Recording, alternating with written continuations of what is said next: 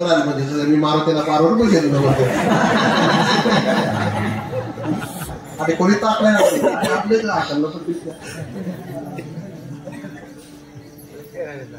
नवा कपडा घालून काय इतकं सरवायला आणि ते काय तुम्हाला पहिलं मी का ते चांगलं होतं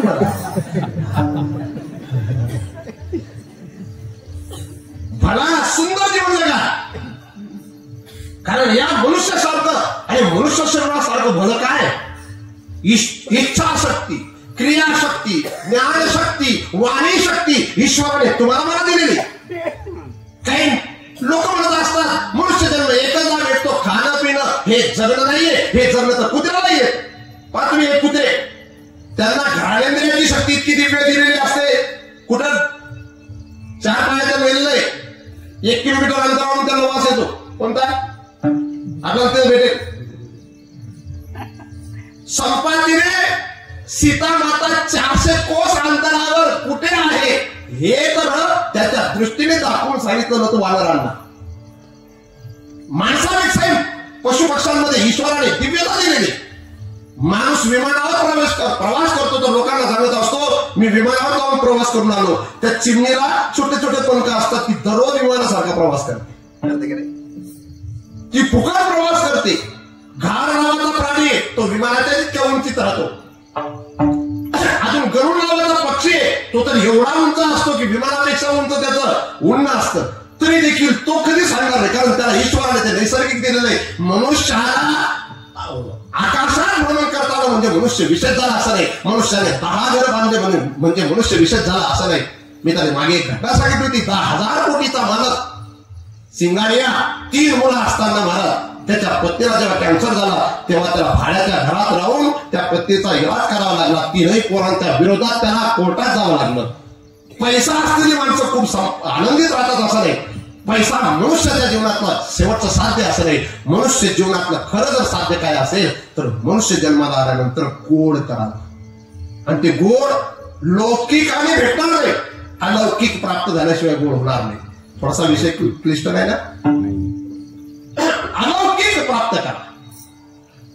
केवढे वैभव सोडून गेले, किती राजे गेले. 99 कोटी राजांनी घरदार सोडलेले महाराज, 1-2 नाही. फार सुंदर विषय. नाथ लहरी असा एक ग्रंथ आहे. त्या ग्रंथामध्ये शांती ब्रह्म एकनाथ महाराजांनी या भारतवर्षात सृष्टीच्या आरंभापासून आतापर्यंत असे अनेक राजे झालेत, परंतु घरदार सोडणारे 99 कोटीपेक्षा जास्त राजे झालेत. असे गोरक्षनाथांना प्रश्न केल्यानंतर गोरक्षनाथांनी त्यांच्या शिष्याला उत्तर दिले.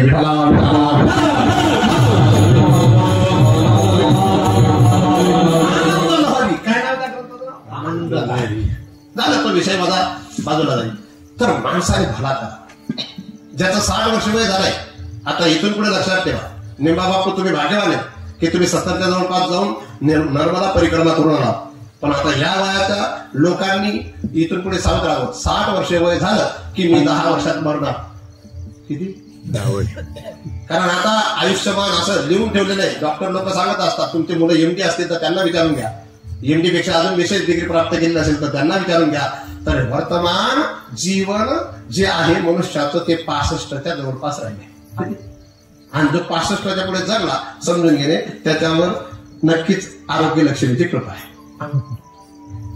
जगतच नाही. लोक म्हणतात त्या लसचा परिणाम नाही. हे तर 20 वर्षापूर्वी आपल्या भारत देशातील वैज्ञानिकांनी सांगितलं होतं की इथून पुढचं मनुष्याचं आयुष्य जे जो 70च्या पुढे जगला त्याला पारितोषिक दिलं तरी चालेल. किती? जो 70च्या पुढे जगला त्याला पारितोषिक दिलं तरी चालेल. आणि जगणार तरी. मी त्या दिवशी माझ्या चिमणीला बोललो, कन्याला बोललो की बेटी जरी जगत असेल मनुष्य पण रोज 4 गोळ्या जर खात असेल तर काय करायचं. आज मी त्या सुनंदाबाईच्या हातात जेवण केलं. ती सुनंदाबाईच्या कोणाचं थोडं तरी काही दुखायला लागला का गोळी देऊ, कारण ती गोळ्याला वाटत म्हणजे मनुष्याला गोळी खाणं फार सहज वाटतं. जुन्या काळामध्ये 50 वर्ष जगणारा मनुष्य कधी डॉक्टरकडे इंजेक्शन घ्यायला जात नव्हता, कधी डॉक्टरकडे गोळी खात नव्हता. यदाकदाचित त्याला डॉक्टरने सांगितलं गोळी खा, ते म्हणायचे मरीन पण गोळी खाना. आणि त्यांना गोळी खाण्याची सवय नव्हती. पण आज इकडे का इकडे तिला उठवण्याची ती उठत नाही, म्हणजे तुला झोप लागलेली असते. तू गोळ्या खाल्ल्या आहेत का डॉक्टरच्या? हा वा आता ते काय जातो कारण 3 बापच गोळ्या वाटत फुकट नाही. माझा विषय तळा बघा. तर भला करा बरं का माझ्या या मोठ्या गाड्या ज्या आहेत ना रस्ता लागला आहेत बरं. कोणता रस्ता नाही त्यामुळे गाड्या तसा तुम्ही नका बरं झालं ते पळाले जावं लागणार आहे. म्हणून आपलं मरण गोड करण्याची सुरुवात करा. आपलं मरण गोड करण्याचा प्रयत्न करा. लोक आपलं मरण गोड करण्याचा प्रयत्न करताय म्हणून बघा वा शेवट माझा बहु शब्द काय माझा बहु गोड झाला. सकवांना बरं का बेटी तू इथून पुढे तर रडायलाच नको. चाणक्य जेव्हा त्यांच्या वडिलांना नंदाने मृत्यूदंडाची शिक्षा दिली तेव्हा चाणक्य हे रडत नव्हते. आई खूप जोरात रडत होती. तेव्हा चाणक्यांनी एका वाक्यात सांगितलं होतं आई माझ्या रक्तामध्ये जर माझा बाप असेल तर मी का रडावा. माझ्या बापाच्या शरीराचा नाश झालाय पण माझ्या बापाच्या संस्कारांचा आणि विचारांचा नाश कुठे झालाय. तसं तुझी सखवा अक्का देहाने गेलेली परंतु विचारांनी आणि भावनेने कुठे गेलेली ती इथंच आहे. हा म्हणून गोड मरण करावं. शेवटला तो भला करावा. काय करावा भला करा. महाराज हा भला प्रत्येकाच्या जीवनात येत नाही. सांगा बरं अक्का उत्तम बापूंच्या ज्येष्ठ भगिनी सांगा असं मरण तुम्हाला यायला पाहिजे की नको. सगळं बघा संतू बापू तुमचं काय मत आहे. मरण असं आलं पाहिजे का कसं पण हा लगेच पण असं मरच का कोणी बापरे काय हाल होईल ना भाऊ. हे मरण येत नाही सांगतो बोलतो मी स्वतः रुसलेलो अटकावर सपाटावर मी रुसलेलो. आई गल्ली ते मी कधी गाव नको पळे मला पाय पडाले ना आज का मी तिथं जायला पाहिजे.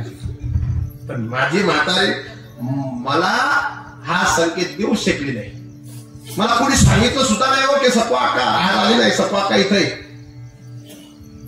परंतु बिचाऱ्याने स्वतःच जीवन गोड करून घेतलं. म्हणून आई सपा का तिच्या जीवनातलं हे सौभाग्य तिने प्राप्त करून घेतलं आणि सौभाग्य प्राप्त करून घेतल्यामुळे शेवट तो भला माझा बहु गोड झाला. मला असं शरीर पुढच्या जन्मात भेटेल असं नाही. हे शरीर मला ईश्वराने दिलेलं आहे. तुम्हाला सुद्धा सुंदर कोणतं शरीर दिलेलं असेल. एखाद्या पाण्याच्या माणसाला पहा, एखाद्या तिरक पाहणाऱ्याला पहा, एखाद्या कुरूप माणसाला पहा, एखादं छोटं नाक असलेला पहा आणि त्यांना पाहून विचार करा मला ज्या अर्थी ईश्वराने इतकी सुंदरता दिली त्या अर्थी माझ्याकडून काहीतरी ईश्वराला चांगल्या अपेक्षा आहे. पण आम्ही त्या अपेक्षा पूर्ण न करता आम्ही तिसऱ्याला नावं ठेवत बसतो. तिसऱ्याला नावं ठेवत जर तुम्ही जगाल ना तर तुम्हाला ज्या नारायणाने सुंदर शरीर दिलंय तुम्ही गेल्यानंतर तुम्हाला तो नाव ठेवेल की तुम्हाला लाज वाटली नाही. इतकं सुंदर शरीर दिल्यानंतर, इतका सुंदर कुल दिल्यानंतर, इतकी सुंदर बुद्धी दिल्यानंतर, इतके सुंदर मार्गदर्शन तुमच्या जीवनात दिल्यानंतर जर तुम्हाला माझं दर्शन करता आलं नसेल मनुष्य शरीरात तर तुमच्यासारखं मूर्ख कोण. कुत्र्याला फक्त एक शक्ती दिलेली पण तुम्हाला ज्ञानशक्ती दिली. पशु पक्ष्यांना एखादी दुसरी शक्ती दिलेली असेल पण तुम्हाला क्रियाशक्ती दिली, तुम्हाला इच्छाशक्ती दिली आणि त्यातल्या त्यात माझं भजन करण्याकरता कुत्र्याला रामकृष्ण आणि म्हणता येत नाही. मी तुम्हाला तर वाणी सुद्धा सुंदर दिली आणि तुम्हाला इतकं सुंदर देऊन सुद्धा जर तुम्ही माझं नाव घेतलं नसेल तर तुम्हाला आता पुढचा जन्म कुत्र्यापेक्षा फाट्या मिळतात दिली. कोण म्हणेल बोलतीलच ना बोलतीलच. अहो जी तुमच्यासोबत लग्न करते तिच्यासाठी जर तुम्ही दररोजला 2000 किंवा 1000 रुपये कमवत नसाल आणि 10 वर्ष नुसते रिकामे घरात जर बसत असाल ना तर ती सुद्धा सांगत असते म्हणजे काहीतरी पाप केलेलं होईल म्हणून आई मला जीवनमा पडलं. जर आपल्याला आपल्या जवळची अत्यंत जवळची व्यक्ती जर असं बोलत असेल तर त्या नारायणाने एक 24 तासामध्ये 21,600 श्वास जर तुम्हाला फुकट दिलेले असतील, 4.5 कोटी तुम्हाला मेंदूत तंतू दिलेले असतील आणि एकेका तंतूमध्ये 1 कोटी स्मृती साठवण्याची क्षमता जर ईश्वराने दिलेली असेल आणि एवढी दिव्यता देऊन जर तुम्ही जर देवाचं भजन करत नसाल तर भगवान म्हणतील अरे तुला ही शेवटची संधी होती, शेवटची संधी होती आणि तू ही संधी गमावलेली आता नाही भेटणार. म्हणून ज्या शेवट गोड करायचा आहे काही थोडा बहुत लाग काही थोडा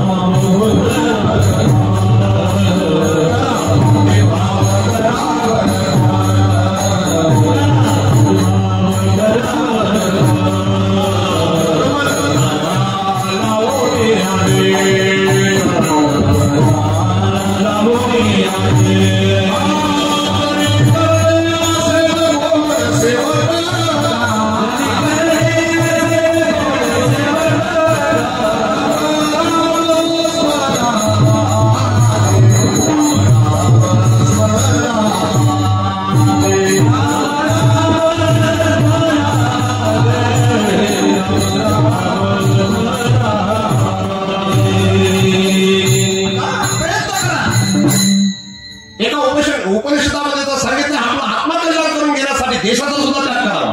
काय आत्मकल्याण इतकं महत्वाचं पण आपण करत नाही. काही थोडा बहुत लाग पाठ करा भक्तिभाव धरा बळकट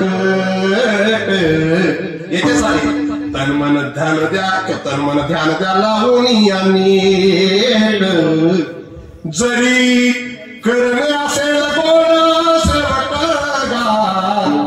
राम राम स्मरारी सांगा भाऊ गेला लक्ष लावणा गोविंद राम राम स्मरारी राम राम. किती गोड शब्द आहे. राम राम दोन्ही अक्षरे सुलभ आणि सोपारे जागा मागली पारे शेवटेची तेची गोड खरे कुठे या चुकले झाले अजून अजून किती मिनिटं बसणार तुम्ही कीर्तन ऐकायला. माझ्या चिमणीने मला सांगितलं बाबा मला 2 तास ऐकायचं. ऐकणार तू आता किती तास झाले. 15-20 मिनिट हो म्हणा मला आते समजली तू चतुर आहे हो तुम घरना गटा की राही ना त्याची म्हणून मला कतवलं येऊ ना गोया गोड करा गोड शेवट बरं का तीवर अन्याय करायचा रामने मिळता का गोड का ती जाणार ती फक्त माझ्यासाठीच असते. ती फक्त त्याला कीर्तन असे काही गेले देत नाही. जे फेटा बाजून कीर्तन करतात ना ते माझे बाबा काय म्हणते ती पाहते का तू ती पाणी बी सगळे नाही असं एकही कीर्तन नाही बरं का. तिने गावातलं कीर्तन सोडलेलं असेल. तिने आतापर्यंत 12 कीर्तन ऐकले. तिला काही समजत नाही पण गावात तो एक आदर्श आहे. एवढीशी कीर्तन ऐकाले एवढा डंगरा जर घर झोपतो होती ते कोण सांगणार असं ते सांगाले कोण माणसे डंगरा बाया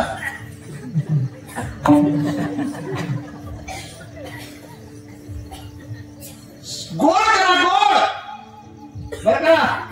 निंबा पाटील तुम्ही ना गोड करा. बंगला घालण्यामध्ये गोड नाही बरं का. लक्षात ठेवा. पुन्हा एकदा मी त्या भूमिकेवर येतो. काही कामाचं नाही. मी तर बंगलाही बांधून चुकलोय. मी तर गाडी घेऊन चुकलोय. मी सर्व काही चुकलोय पण मला नाही वाटत ते गोड. तुम्हाला वाटत असेल ते गोड पण मला तर वाटतं हे अवडंबर आहे फक्त.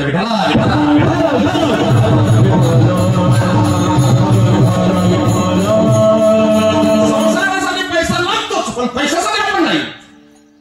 संसारासाठी निश्चित वित्त लागतं. निश्चित जर पैसा नसेल ना मला तुम्हाला पुत्र सुद्धा विचारणार. जर तुमच्याकडे पैसा नसेल ना तुमच्या जवळचे सुद्धा तुमच्या जवळ राहणार नाही. पण पैसा जर असेल ना तर दिल्लीतला नातेवाईक सुद्धा तुम्हाला बोल केल्याशिवाय राहणार. पैसा संसाराला लागतो पण पैशासाठी आपण जगायचं. पैशासाठी जगणारी माणसं यांना अजून जगणं समजलं नाही. काय बोलणार. किती भरोसा असेल माझ्या नारायणावर. किती भरोसा असेल माझ्या पांडुरंगावर. एक छोटसा घर आणि इथं आल्यानंतर सांगितलं मी मला पिंटू म्हणतो ना तुम्हाला कोणाला मला पिंटू म्हणता काय ना मला पिंटूला जर मी दखल ते मला आंदोलन दर्शन असणार मला आंदोलन याद मला या दोन ठगू आका सको आका याची लढाई जर वेळ ते दोन्ही सांगेल मी पिंटू सांगतो पिंटू नाही म्हणजे ते पिंट्या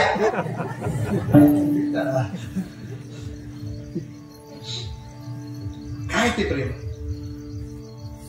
मला सुद्धा माझी आई सोडून सर्व काट्या मिळतात बरं माझी आई सोडून 99 पर्यंत सर्व काट्या मिळतात कोणत्या टाइमपर्यंत 1999 पर्यंत सर्व काट्या गेल्या एखादी काकी आता मला काकी तर नाहीच गावात पण ती सुद्धा एक वेगळं प्रेम असतं ते कोणती का भाषा असेल पण गोड वाटते शेवट गोड करा इतक्या चांगल्या गावात जन्माला आला ती एक व्यक्ती आपल्या मराठा समाजातली गेली बिचारी तिथं टेकडीवर कुठेतरी महोत्सव व्हायचा ते पैसे जमायचे त्यांचा मृत्यू असा चालता बोलताच झालेला आहे चालता बोलताच झाला माणूस कसा चालता बोलता चालला जातो समजत नाही पण माणसाला जगता येत आणि माणसांना जगता येतं पण लोकांसाठी जगता येत नाही लोकांसाठी जगता येतं पण व्यवस्थित जगता येत नाही व्यवस्थित जगतात परंतु पाहिजे तसं जगत नाही अजून कोण का नुसतं जगतात यो पेट भरने को तो पशु भी पेट भरते हैं पथिक जो बाट के खाए उसे इंसान कहते जगता आलं पाहिजे मी तर देवाला सांगत असतो की देवा मला जगातला श्रीमंत बनव परंतु नुसता श्रीमंत नको बनवू जे जे दीन दुःखी असतील ना त्यांना मदत करणारा सुद्धा मला बनव विठाला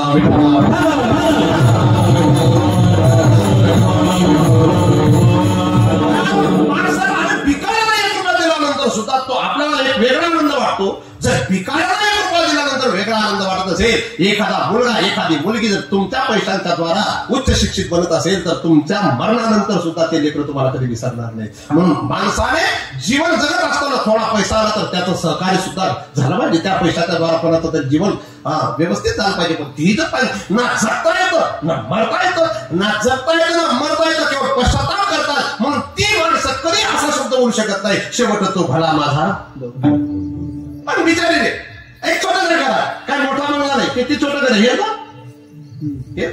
किती छोटं घर आहे कधी रखमा करा बरोबर एक मुंबई मारून निघत आहेत त्या 2 हिस्सा बंगला एक रखमा करा बंगला आणि एक सपा करा बंगला जो देखे सो सुखिया रुक्मांना तिनं सांगेल सगवाका तिनं सांगेल दोन्ही एकमेकला सांगेल आणि तिसऱ्या आपण एक न्याय करणारी ती दंडी कधी एक दंडी हा दंडी मला दाखवा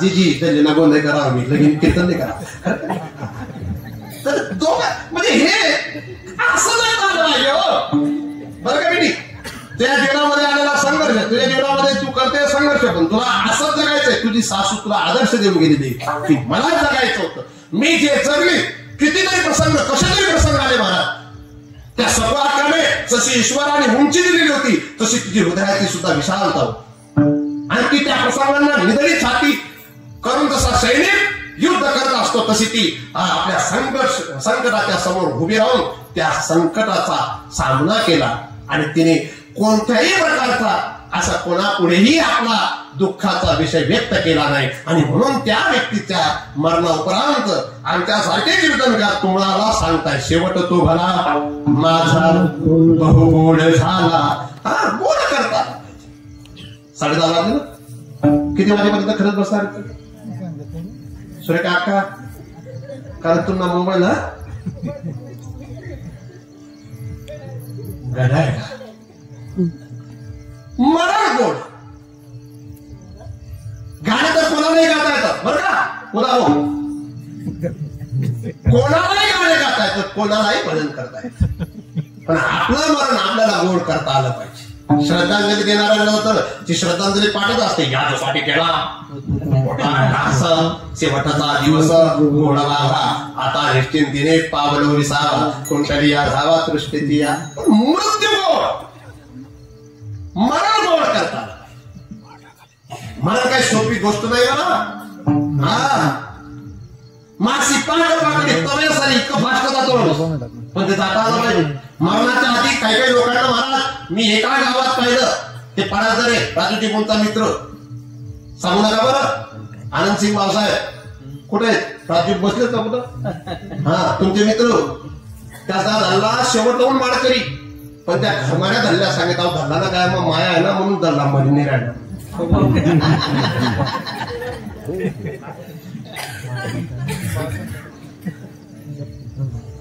मग जर धल्ला माया होती तर यमलेवाली नाही राहतात. माई धद्दीनं काय होती? सोन्यांचंही होती. अरे मरण हा धर्म आहे निश्चित. भीष्माचार्य 165 वर्षानंतर का होईना पण गेले ना. मांडव्य ऋषी हे सुद्धा गेले ना. नाशिक जिल्ह्यात एक पर्वत आहे, त्याचं नाव आहे मार्कंडे. काय त्याला 14 कल्प आयुष्य का होईना भेटला पण गेले ना. विठाला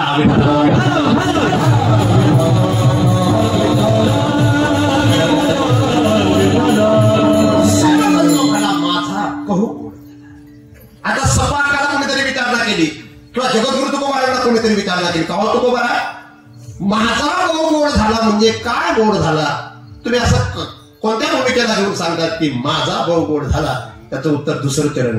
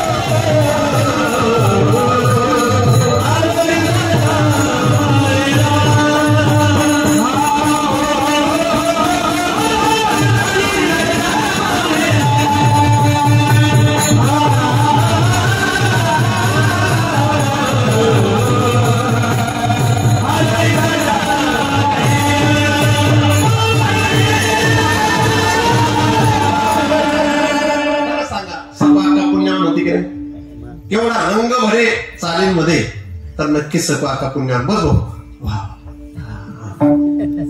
एकदा या दोघांसाठी टाळ्या वाजवायला पाहिजे की नको. गोड खाताय, माझा आवाज बसलेला असताना ते सपोर्ट करतायत. हे कमीत कमी 2 मैतिक वाटी लावून आलेत. याचा धंदा असतोय बरं वाट लावायला. जर कोणा मरण काय आले कोणला वाट लावली ती हे नाही बरं का. हे आमचं लेकरू दिवसभर जॉब करतो, ग्रामपंचायत मध्ये काम करतो, 7% जमीन त्याची पूर्ण पाण्याखाली ओढली ते दिवसभर कामही करतो. आणि केव्हाही मी बोलवलं तर ते आल्याशिवाय. आणि तो सामान्य नाही बरं का, इंजिनियर मुलगा आहे. काही लोकांना असं वाटतं जे अशिक्षित राहतं ना ते टाळकरी राहतं, त्यातनं याळा समज होती. बाकी आलो माहेर आला बरं का. सत्वा अक्काचं हे सासर होत, हे माहेर. तुम्हाला सांगू आपण सर्व सासरवासी. माझं म्हणणं आहे कागा सासरवासी मज केले भगवंता, मज केले भगवंता, आपुली या सत्ता स्वाधीनता ते नाही. येथे अवघे वाया गेली दिसती सायास, तुका म्हणे नाश दिसे झाल्या वेचाचा. कागा सासुरवासी मज केले भगवंता. आम्ही सर्व सासरवासी, आमचं ना जगणं ताब्याते, ना निरोगी राहणं ताब्याते, ना मरण ताब्याते.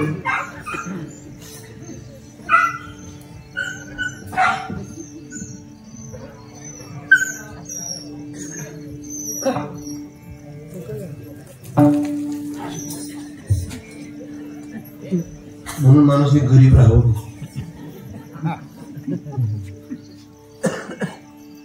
बोलत सकवा अक्का माहेरी गेली. बर कुठे गेली? शिवसिंग बापूंच हे घर हे माहेर नाही. सकवा अक्का एवढी स्वाभिमानी होती तिथं कधीच जात नव्हती. जात होती वास्तविक तिचं घर होतं ते. तिथं ती लहानाची मोठी झाली होती, तिथं रांगली होती ती. तिथं तिच्या बहिणींच्या सोबत अनेक खेळ खेळले असेल, पण तिथं कधी गेली का? ती इथं राहिली पण तिथं गेली नाही. पण तुम्ही आम्ही इथं फक्त पाहुणेच आहेत. हे पोरी हा पाहुणे, ती वावर महिने म्हणून पाहुणी आहे. जिंदगी का किराए का घर है, एक ना एक दिन बदलना पड़ेगा. मौत जब तुझको आवाज देगी, घर से बाहर निकलना पड़ेगा. म्हणून आम्ही माहेरी नाही होत, आम्ही सासरवासी. पण आम्ही वेडी मुलगी जशी असते ना तसे आहोत. तिले येडीले माहेर बी सारखं. चमड़े के कमरे को तू क्यों संभाले, एक दिन तुझे घर का मालिक निकाल. देह काचे धन को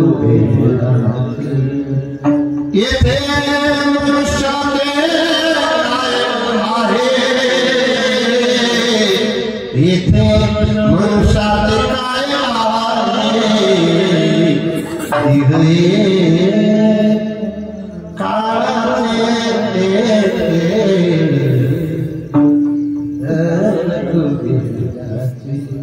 म्हणून आम्ही माहेरी नाहीये बरं का. आम्ही आपण माहेरी नाही. बरं तू जरी तुझ्या प्रांगणात बसली तू माहेरी नाही. आपण सर्व सासरवासी. खरं माहेर तर आपलं परमात्मा आहे. कारण परमात्मा स्पष्टपणे सांगतात ममैवांशो जीवलोके. हे जीवा तू माझा अंश आहे. मुलगा कोणाला म्हटलं जातं? आई वडिलांचा अंश असतो म्हणून तो काय असतो? मुलगा.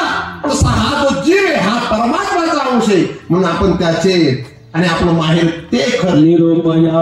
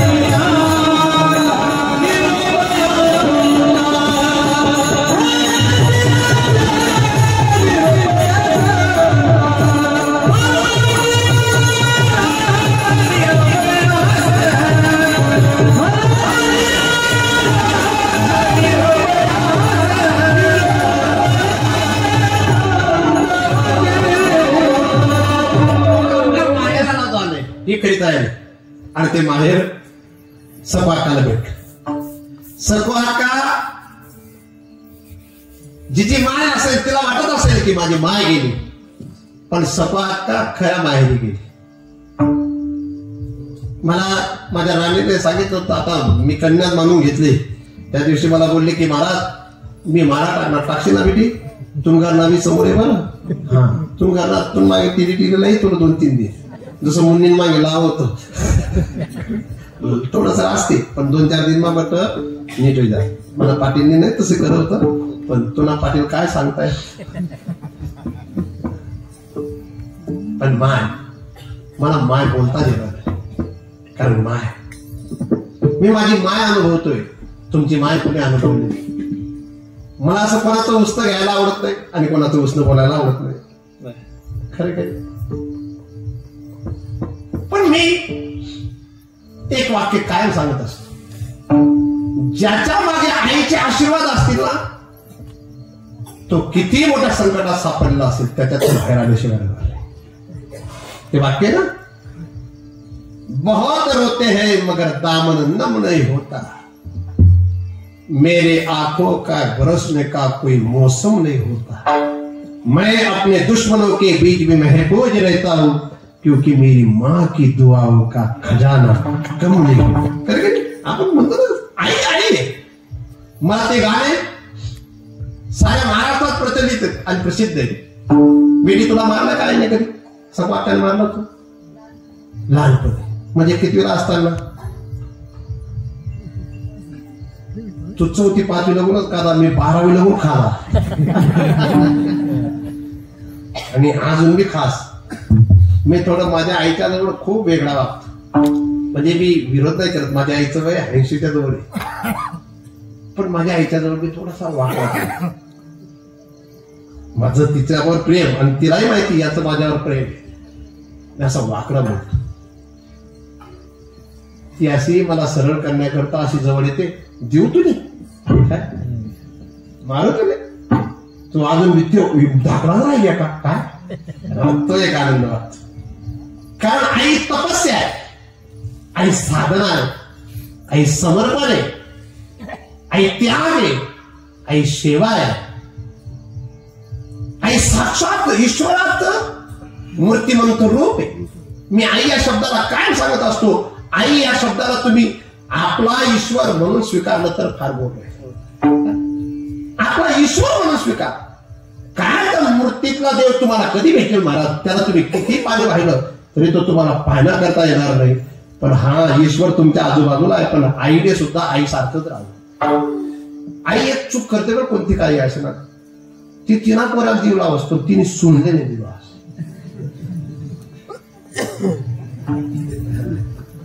आणि विचार करत 22 त्या अंगीतलं खटकेल कसं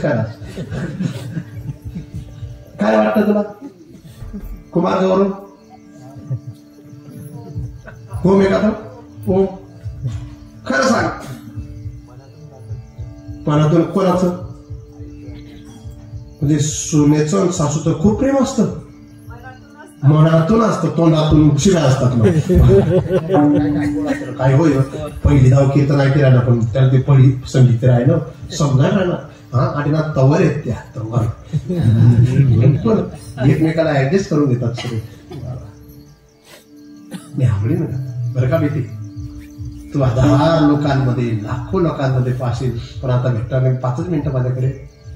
आई तुझ्या मूर्तीवाणी या जगात मूर्ती नाही, अनमोल जन्म लाग आहे तुझी उपकार टिकणार नाही. बालपणी मी खेळत खेळत दिसत होतो पाना, अमृताहुनी गोड आज असे अमृताहुनी गोड आज असे. तुझ्या या उपकाराची कधी जाणीव झाली नाही, कधी जाणीव झाली नाही. अनमोल जन्म दिला नाही तुझी उपकार पेटणार नाही. एक प्रसंग शाळेतून घरी येताना कधी उशीर मजला होई, गल्लोगल्ली पाहत फिरे मला आई. तुझ्या या प्रेमाची कधी जाणीव झाली नाही, कधी जाणीव झाली नाही. अनमोल जन्म दिला नाही तुझी उपकार पेटणार नाही. हाडाचे दुकान हाडाचे दुकान करून केले रक्ताचे पाणी, तुझ्यासारखे आई कष्ट केले नाही कोणी. तुकड्या दास सांगे ऐकाई कहाणी, ऐकाई वाणी. अनमोल जन्म मारलंच पाहिजे आईने. जी आई मुलाला मारत नाही ना तो मुलगा सुधारत नाही. पण कधी कोणत्या वेळात लाड आहेत 5 वर्षांनी 10 वर्षांनी ताड आहे. 5 वर्षात तर लेकरू असेपर्यंत खूप लाडपूर करा, पण 5 ते 10च्या दरम्यान मध्ये थोडासा झटका मार. कोणता झटका? काठीने नाही मारायचं, पण थोडस दिलंच पाहिजे प्रसाद म्हणून. मी तर माझ्या आईच्या समोर आजही ते गाणं गातो. फटकार देना दुत्कार देना, मगर पूर्णिमा लाडली को प्यार देना, मगर पूर्णिमा लाडली को प्यार देना. अगर मान बिगड़ी बनाई न होती तो ममता महिमा कहाई न होती. मुझे क्या पड़ी है माँ कि हम तुम्हें मनाए, हमारा तो हक है कि हम रूठ जाए, हमारा तो हक है कि हम रूठ जाए. अगर माँ मनाने तू आई न होती तो ममता महिमा कहाई न होती. अरे अशी माय मला ते शंकराचार्याचे वाक्य थोडे 5 मिनिटं जास्त झाले तसं मला वाटतंय. 10:30 वाजले ना आपले. थांबायचं ना 1-5 मिनिटं समजो. चालद्या वा वा इथला असा माणूस तर सांगू चालद्या ते चालद्या कधीच ऐकतो नाही. आज पहिलीच आता काय ना बरं का. महाराष्ट्राचा भाग्यवान आहे. पृथ्व्या पुत्र असते जननी भावा सांगती सर्वा, परम तेषां मध्ये विरलतरोयम तव सुते, मदीयोयम त्यागः संचितः मिदं नो तव शिवे, कुपुत्रो जायते क्वचिदपि कुमाता न भवति. किती सुंदर श्लोक. हे भवानी आई, हे जन्मदात्री माते, हे साऱ्या जगाला बसवणारी हे जगदंबे, या विश्वामध्ये लाखो नालायक मुलं असतील, कोट्यावधी चांगले असतील, पण त्या नालायकांमधला विशेष नालायक मी. कोण सांगते? शंकराचार्य. पृथ्व्या पुत्राचे भाव संकी सरला. इथं सरला शब्द आहे. अनेक चांगले चांगले मुलं असतील, पण परम तेषांमध्ये विरळ तरुणो हंत वसुते. पण याच्यात हा एक विचित्र वाकडा वागणारा तुझा मुलगा तवसुते. मदीयोऽयं त्याग, पण तुम्हाला त्याग करणार नाही. का संकित मिदं नो तव शिवे. त्यामागचं कारण आहे कुपुत्रो जायते कुमाता न भवती. कुपुत्र या विश्वामध्ये राहू शकतो बरं का, पण कुमाता नाही. वा वा वा, आम्ही जात नाही लागत बरं. या मार्केट झाले ते कुपुत्र जायते क्वचित कुमाता. माय माय बरं का. मी तो श्लोक कायम सांगत असतो बरं का गुरुजी, कायम सांगत असतो. 10 उपाध्याय एका बाजूला आणि 1 आचार्य एका बाजूला, 100 आचार्य एका बाजूला, 1 बाप एका बाजूला, परंतु 1000 शिक्षक एका बाजूला, 1 माय एका बाजूला. उपाध्याय दशाचार्य आचार्याणां शतं पिता सहस्रं पितॄन् माता गौरवेनातिरिच्यते. आई असे की ती शिक्षकही सुंदर असते, म्हणून आई एक हवन सुद्धा आहे, आई एक त्याग सुद्धा आहे, आई एक समर्पण सुद्धा आहे, आई एक संवेदना सुद्धा आहे, आई एक भावना सुद्धा आहे, आई एक अनेक अनेक भूमिका आहे. परंतु मला तर वाटतं आई 4 धाम सुद्धा आहे, आई मुक्तिधाम सुद्धा आहे आणि आई काशी काबा सुद्धा आहे. म्हणून जगात तुम्हाला जर देव शोधायचा असेल तर तुम्ही देवाला शोधण्यासाठी जगात फिरू नका.